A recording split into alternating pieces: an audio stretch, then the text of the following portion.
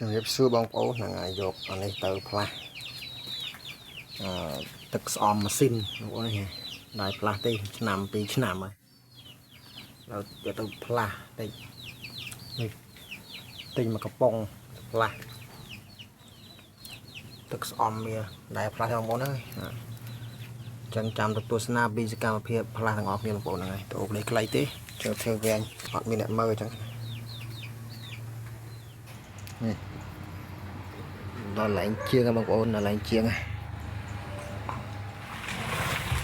អានេះផ្លាស់ប្រេងស្អំម៉ាស៊ីន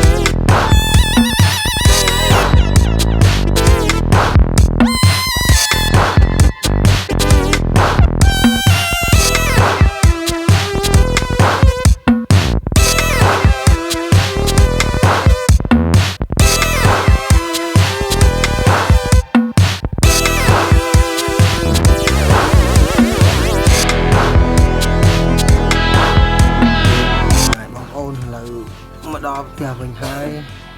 បានផ្លាស់ប្ដូរទឹកស្អំរួចរាល់បងប្អូនណាអស់2000រៀល